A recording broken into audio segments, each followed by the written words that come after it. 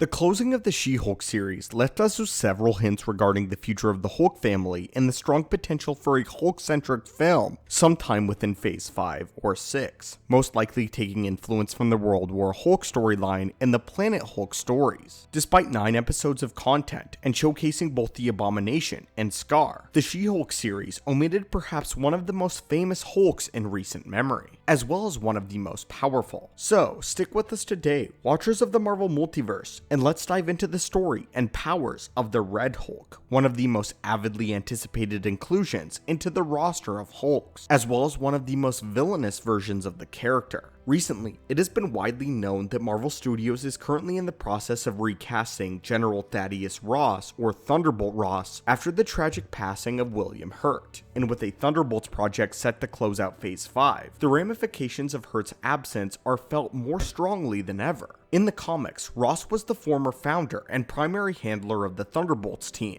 The team, which now have been addressed before the Thunderbolts film has arrived at the end of Phase 5. If Marvel elects to recast the late actor, then it could be because of one of Ross's most iconic storyline, and one that is yet to be brought to the big screen, and could be integrated into the next Hulk film, or perhaps even the Thunderbolts. In the original source material, Ross himself becomes a Hulk, only his iteration has much different colors and is red in coloration, and has since become an iconic variant of the Green Goliath. This came after years of not only hunting the Hulk, but coming into constant contact with the gamma-irradiated beings from within the Hulk's rogues gallery. All too often, General Ross would be forced to contend with the likes of the Abomination, the Leader, or the Absorbing Man, in addition to several other gamma beings. It is also important to note that for much of his hunt, he was not aware that Banner was the Hulk and that they were two different beings, and he was under the impression that Banner himself was ravaging cities and going on various destructive rampages, for which the Hulk was solely responsible, not Bruce Banner. This made Banner a threat in his mind, and he became obsessed with hunting and capturing Banner and his more destructive other half. As his obsession with the Hulk grew, Ross eventually came to the realization that he could not stand toe-to-toe with the Beast unless he did something drastic. And even using the fullest extent of the US military was proving to be ineffective against the Hulk. The Hulk could routinely evade and destroy the military that was sent to challenge him, and Ross had a persistent problem with mobility since he had to direct such a large fighting force against one being. In a radical attempt to match the Hulk in pound-for-pound strength, Ross sought to transform himself into a Hulk while still retaining his strategic mind and tactical prowess of his military self. This means that Red Hulk has several distinct advantages over the Hulk, which aren't just limited to control of his own mind, and reasons why Red Hulk in many ways is not more powerful but perhaps more dangerous than Hulk. His transformation, unlike that of Banner, are done completely at will, meaning Ross can actively decide when he turns into the Hulk, and likewise, he can dictate when he reverts back into human form, which the current Hulk is largely incapable of.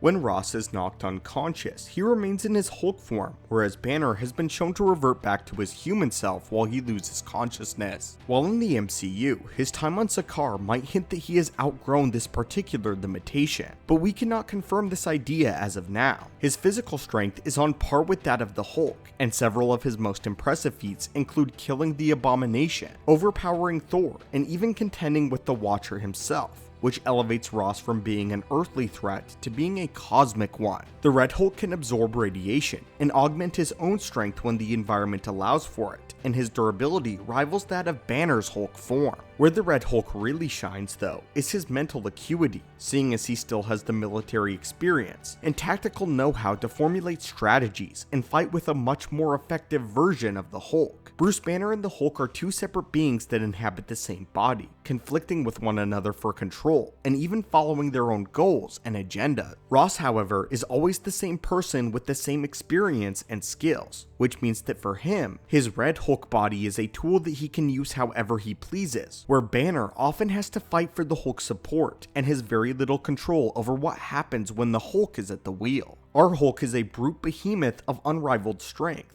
but lacks precision and discipline, which has largely been shown as his main downfall. In the MCU, the most prominent example of this took place aboard the Statesman after the fall of Asgard, closely following the events of Thor Ragnarok. Until this point, most of the Hulk's enemies have paled in comparison to his brute strength, including both the Chitauri and Ultron-bot armies, Fenris the Wolf, and many of the gladiatorial combatants on Sakaar, meaning for a long time, Hulk's strength was enough. When Thanos attacked, however, and the Hulk rose up to defend the Asgardians, he was handily defeated by the Mad Titan with relative ease. This isn't because Thanos was necessarily any stronger than the Hulk, nor was the Hulk substantially weaker in this moment, but Thanos has proper combat training and the strength to contend with the Hulk. He fought with precision, exploiting the Hulk's blind spots and brute rage while remaining composed and rational. If Savage Hulk were to come into contact with the Red Hulk, then it stands to reason that Ross's military background would give him a similar advantage. Even though Ross himself is far past his physical prime, the Incredible Hulk showcased the importance of experience in his augmented body. In Emil Blonsky's first appearance, he uses his experience in tandem with the Super Soldier formula to contend with the Hulk before even evolving into his final abomination form. There is an important distinction to make though between Red Hulk and regular Green Hulk. As Red Hulk becomes more angry, his radioactivity increases, and he becomes increasingly